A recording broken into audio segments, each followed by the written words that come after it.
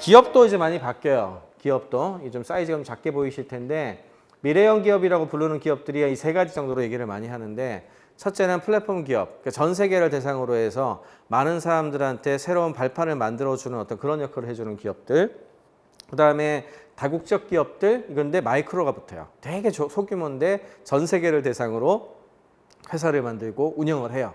저희 애도 이제 비슷한 것들을 하는데 이게 가능한 게 옛날 같았으면은 한국에서 이렇게 성공을 해서 나름대로 돈을 벌고 어느 정도 된 다음에야 예를 들어 미국 진출을 한다든지 뭐 이런 걸 생각을 했었잖아요. 그리고 그거에 대한 것도 되게 어렵다고 생각을 했었고. 근데 지금은 어떻게 하냐 하면은 그냥 팀을 글로벌하게 소규모로 연결을 해가지고 이제 미국이랑 한국이랑 뭐 유럽이랑 연결해가지고 프로젝트를 막 해요. 인터넷 도구들이 다 있으니까. 그렇게 해가지고 이제 서비스 같은 걸 만들거나 혹은 제품을 만들어가지고 올리는 시장은 어디다 올려요? 예를 들어 뭐 애플 앱스토어 같은 데 올린다 칩시다. 그럼 앱스토어를 굳이 한국에서 앱스토어에 올렸다고 해가지고 미국에 팔지 못하는 게 아니잖아요. 그러니까 사실상 처음부터 글로벌 시장이에요. 그러니까 마이크로하게 다국적 기업이 처음부터 탄생할 수 있는 구조가 돼 있어 지금. 그래서 이렇게 해서 성공할 수 있는 어떤 그런 구조가 돼 있어서 마이크로 다국적 기업의 시대가 온다는 얘기들도 하고 더 나가가지고는 이제 토마스 말로니 같은 사람은 초전문가 시대를 얘기해요. 대표적으로 플랫폼을 올라타고 하는 그 기업들이 대표적인데 예를 들어 지금 BTS, 빅히트 엔터테인먼트 같은 데들 이런 데가 어떻게 성공했을 것 같습니까?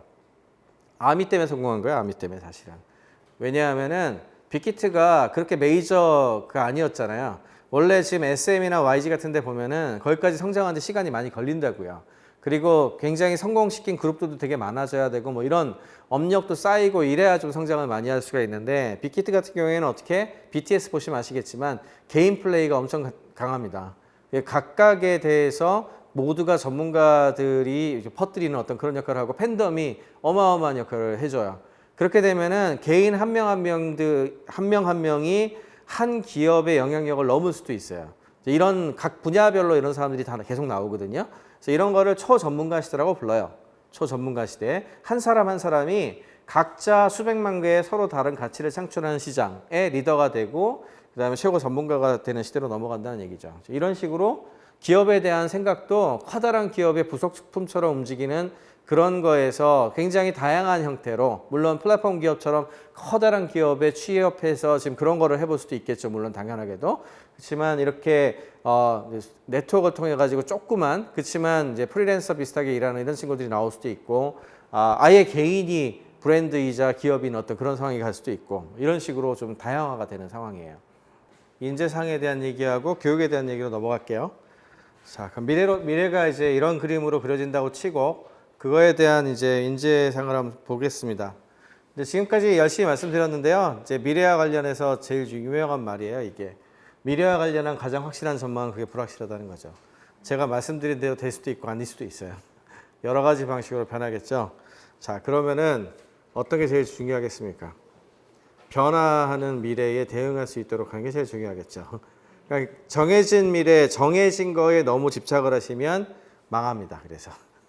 그러니까 이렇게 가야 된다라고 얘기를 했다가 그렇게 안 갈지도 몰라요. 그렇게 안 갈 가능성이 더 많아요, 되려. 그래서 뭐 예를 들어 이제 제가 여기다가 넣진 않았는데 S&P 500 지수에 들어가 있는 그 기업의 라이프 사이클 보면은 S&P 500이 우리나라의 S&P 500 들어갈 만한 회사는 뭐 삼성전자, SK 하이닉스 정도일 거예요. 그 정도 되는 규모의 회사, 굉장히 큰 회사들이죠. 이런 회사가 1960, 70년대만 하더라도 S&P 500에 머물러 있는 시간이 한 50년 정도 있었거든요. 그런데 지금은 평균 10년에서 12년 본단 말이에요. 평균 10년에서 12년. 그게 뭐 의미하는지 아시겠어요? 어느 날 갑자기 망할지 몰라요. 노키아 같은 애 순식간에 망하는 거 보세요. 이제 그게 불과 몇 년 만에 망해요, 그렇게. 이제 그런 일이 벌어진다고 했을 때 만약에 예를 들어 여러분들이 아이들을 닥달을 해가지고 열심히 모범생으로 키워서 예를 들어 삼성전자에 들어갔네. 삼성전자는 그래도 꽤 오래 갈 거라고 저는 생각합니다만 들어가가지고 이제는 뭐 안정적으로 직장 생활 잘해서 평생 여기서 일하고 잘 살면 되겠지라고 생각을 했는데 회사가 20대에 들어갔는데 30대에 망했어. 어떡합니까 이제? 그러면 이제 그거를 어느 정도 알고 있었고 본인 자신의 어떤 커리어라든지 본인 자신의 뭔가를 가지고 있었던 친구는 뭐 그럴 수도 있지 하고 뭐라도 할 텐데 그게 아니고 그런 게 대비가 전혀 안 된 사람들이 있거든요. 그런 사람들은 그런 일이 닥치는 순간 제일 위험한 사람들이 돼요. 공무원 같은 경우에 지금 인기 좋잖아요. 공무원은 국가가 보증을 하니까. 그럼 공무원의 모든 걸 걸고서 안정성을 가지고 공무원이 됐어. 공무원이 언제나 안전할 것 같아요? 그게 우리나라의 신하고 사실은 이제 경제 상황 안 좋아지면 순식간에 어떻게 될지 몰라요. 예를 들어 미국 같은 경우가 대표적이죠. 공무원들 많이 잘리거든요. 그러니까 그런 일들이 일어날 수 있단 말이죠. 그래서 사실은 이런 변화하는 것에 대응하는 게 굉장히 중요하죠. 그래서 미래는 그러면 어떤 인재를 원하는지 보면 되는데 일단 첫째는 그래서 크게 볼 줄 아는 능력을 키우는 게 되게 중요해요.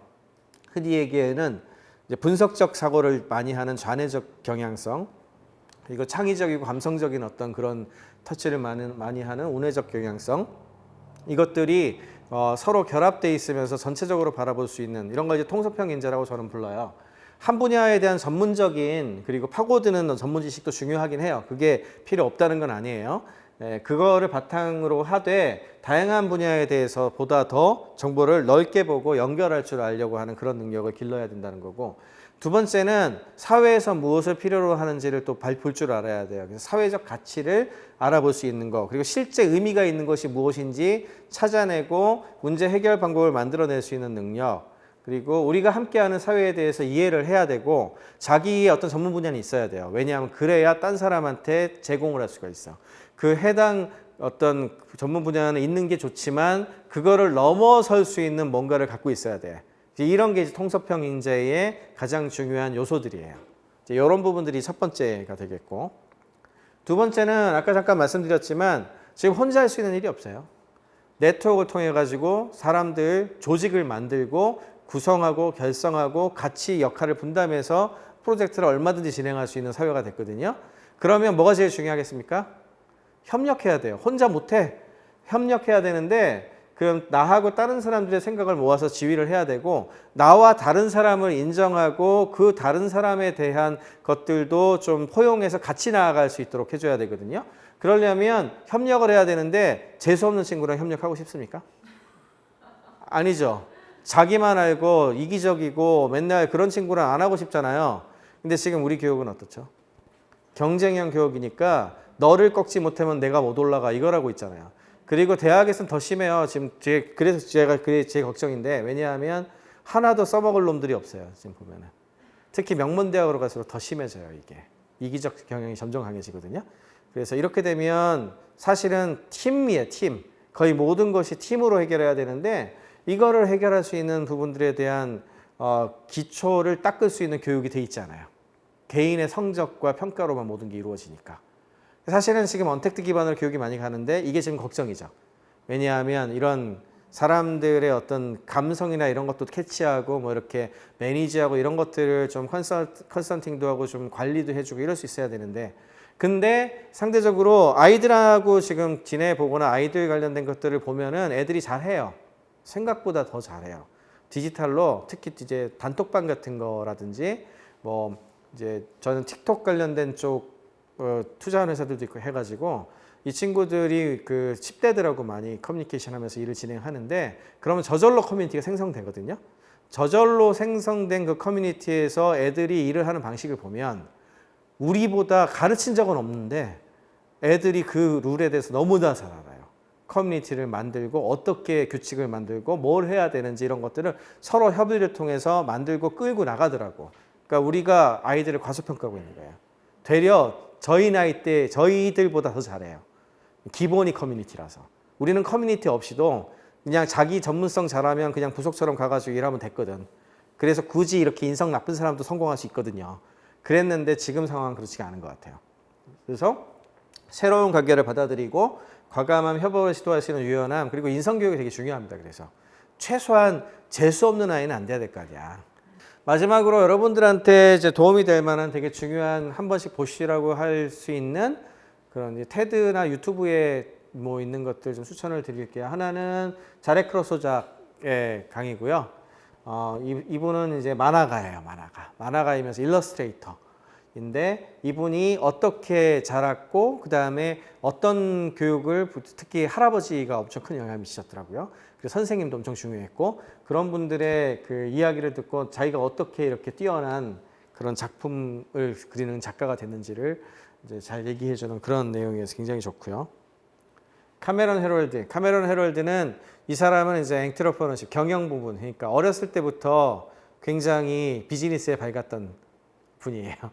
그래가지고 자기가 어렸을 때 얼마나 새로운 사업 기회를 포착을 해가지고 많은 일을 해왔고 그거를 하기 위해서 자기 아버지가 엄청 많은 영감을 주셨더라고요. 아버지가 어떻게 교육을 했고 어떤 말을 했는지 이제 이런 얘기들이 잘 나오는 강의예요. 그래서 카메론 헤럴드 강의도 추천을 드리고 싶고 제가 굉장히 존경하는 켄 로빈슨 경 이분 돌아가셨습니다. 진짜 이제 테드 강연 중에서도 가장 많은 조회수를 기록한 기록을 가진 강연이죠. 영국에 계신 분이고 학교가 창의성을 죽인다 이와 관련된 되게 유명한 강연이 있기도 하고 그 이외에도 이제 커다란 어떤 그 비전과 관련된 어떤 그런 내용들 이것들도 많이 하신 분인데 켄 로빈슨 경 강의도 굉장히 좋아요. 그래서 한번 찾아보시면 제가 오늘 드린 거 이외에 좀 더 보강해 가지고 드릴 수 있을 것 같아요. 마지막 얘기인데 아까 얘기 드린 거 종합하는 거예요. 결국 행복론으로 돌아가서 올리버 세고비어가 이런 말을 했어요. 행복은 내가 사랑하고 잘하고 세상이 원하는 것의 교차점에 있다. 내가 하고자 하는 일도 이거하고 맞춰가지고 생각하면 돼요. 잘하는 것이 뭔지도 찾아보고 좋아하는 것이 뭔지 찾고 그럼 이 두 가지는 사실 연관성이 좀 있어요. 좋아하면 잘하게 되는 경우가 많고 많이 하니까 잘하면 좋아하게 되는 경우도 많아. 예. 그런데 여기서 꼭 빼놓지 말아야 되는 것이 세상이 원하는 것이야. 이게 계속 변해요. 심지어는. 초등학교 때 다르고 중학교 때 다르고 고등학교 때 다르고 대학 가서도 계속 변해요. 이거를 맞춰가는 과정이 교육이에요. 이거를 맞춰가는 과정. 그리고 그것을 필요로 하는 그 요소라든지 어떤 그 재료를 제공하는 게 교육이에요. 그러면 그걸 섭취하는 사람은 누구? 본인이죠. 자기가 찾아야죠, 그거를. 그런 능력을 가진 학생으로 기르시면 그러면 세상이 어떻게 변화도 어떻게든 대응하고 살아갑니다. 예, 그렇게 얘기를 드리고 강의를 마치겠습니다. 고맙습니다.